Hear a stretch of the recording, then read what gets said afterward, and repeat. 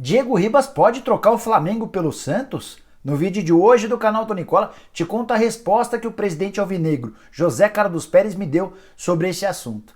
Quero te contar também sobre a origem da treta entre Jorge Jesus e Pedrinho. Eles têm brigado via imprensa e o mais curioso é que eles podem trabalhar juntos em breve no Benfica.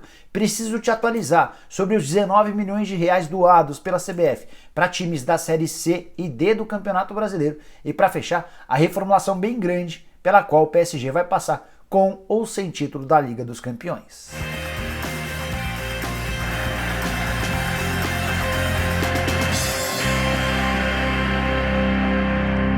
Fala aí pessoal, sou o Jorge Nicola, bem-vindo a mais um vídeo do canal. Queria saber se você tem assistido às lives, sempre por volta das 8 da noite aqui no canal do Nicola.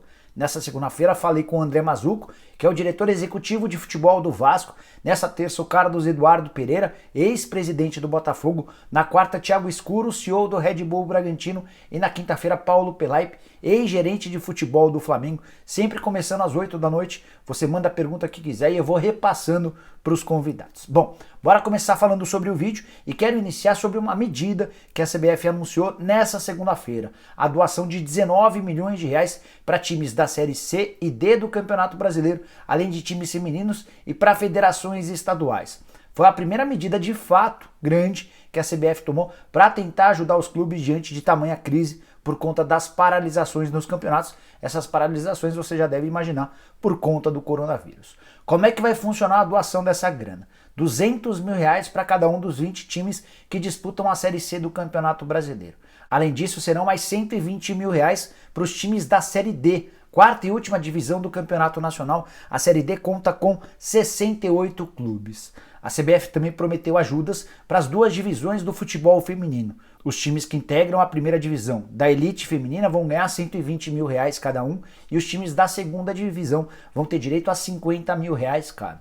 A estimativa da CBF com essas doações é garantir pelo menos 2 meses de folha salarial para cada uma dessas equipes, número que eu contesto, só para levar em consideração o exemplo da Portuguesa, meu time do coração, que disputa a segunda divisão do Campeonato Paulista. Hoje a folha da Portuguesa é de 300 mil reais por mês. Ou seja, a maior doação de 200 mil para os times da Série C não seriam suficientes para cobrir nem sequer um mês da Portuguesa, que joga a segunda divisão do Campeonato Paulista.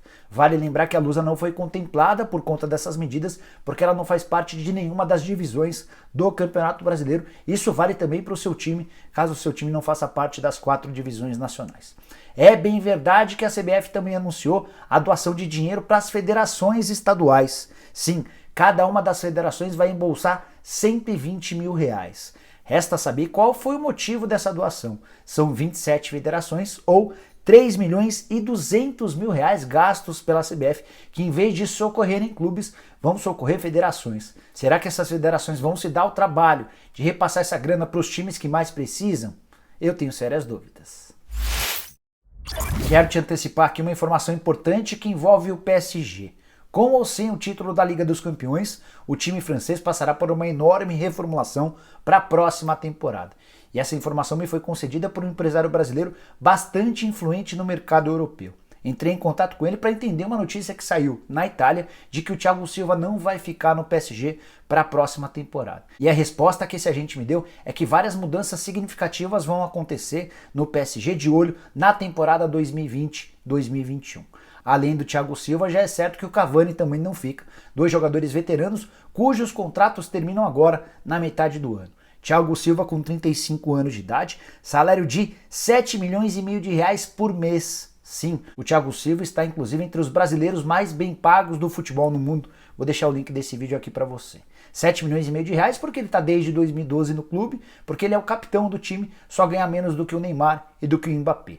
Já o Cavani embolsa hoje 3 milhões e 300 mil reais mensais, jogador de 33 anos de idade, contrato também somente até a metade do ano, foi sondado por clubes brasileiros. Vou deixar o vídeo aqui em que eu conto um pouquinho dessa história, qual é a chance dele atuar no futebol brasileiro, a tendência é que ele vai jogar no Napoli, no Atlético de Madrid ou quem sabe em outro clube do futebol italiano. Ainda sobre as mudanças no PSG para a próxima temporada, é natural que ou o Neymar ou o Mbappé também saiam. A tendência, se puder escolher, a diretoria do PSG vai optar por liberar o Neymar possivelmente para o Barcelona, em negócio na casa dos 200 milhões de euros. A partir daí, com alívio nas contas, por conta das saídas do Thiago Silva, do Cavani e do Neymar, se o Neymar não sair, é possível que saia o Mbappé, o PSG vai às compras em busca de reforços. Um dos nomes que agradam ao Leonardo, que é o homem forte do departamento de futebol do PSG, é o do Lucas Paquetá, ex-jogador do Flamengo. O PSG chegou a fazer uma consulta ao Milan, que é dono dos direitos econômicos do Paquetá, em janeiro, mas não houve acordo porque o Milan pediu na oportunidade 35 milhões de euros. Quero te contar agora um pouquinho dos bastidores da treta que está rolando via imprensa entre Jorge Jesus, técnico do Flamengo, e Pedrinho, meia atacante do Corinthians, já negociado com o Benfica. Nos últimos dias, o Jorge Jesus deu uma entrevista para um jornal português dizendo que o Pedrinho estava longe de ser o melhor jogador da posição no futebol brasileiro. A frase foi a seguinte, abre aspas, existem vários jogadores no Brasil da mesma posição melhores que o Pedrinho, fecha aspas. Nessa mesma entrevista, o Jesus chegou a citar o Michael, jogador do Flamengo, o Rony, atacante do Palmeiras, além do Dudu, também do Palmeiras, e o Everton Cebolinha do Grêmio, para apontar atletas que ele considera melhores do que o Pedrinho.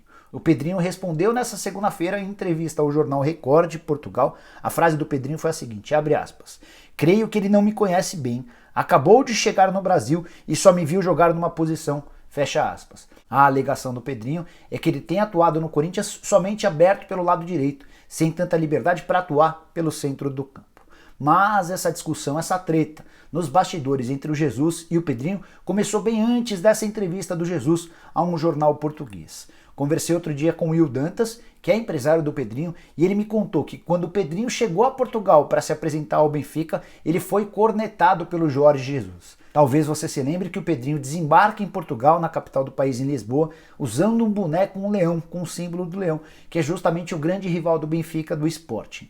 E o Jorge Jesus telefonou para um amigo dele, que era conhecido do Will Dantas, que inclusive estava recepcionando o Will Dantas e o Pedrinho em Portugal, para cornetar. Falou algo como, quem é esse empresário que está cuidando do Pedrinho, que deixou esse cara cometer uma gafe como essa? Não se poderia nunca cometer um erro, um equívoco tão grande na chegada a Portugal. O recado, obviamente, chegou ao Pedrinho e ao Will Dantas. Os dois ficaram bem chateados com a mensagem do Jorge Jesus, entendendo que não havia necessidade de tanto. No momento em que eu conversei com o Will Dantas, ele chegou a falar algumas poucas e boas do Jorge Jesus, mas eu entendi que era melhor não publicar, até porque ele pediu off. Agora, com toda essa confusão instaurada ou declarada de forma pública, acho que não tem problema contar.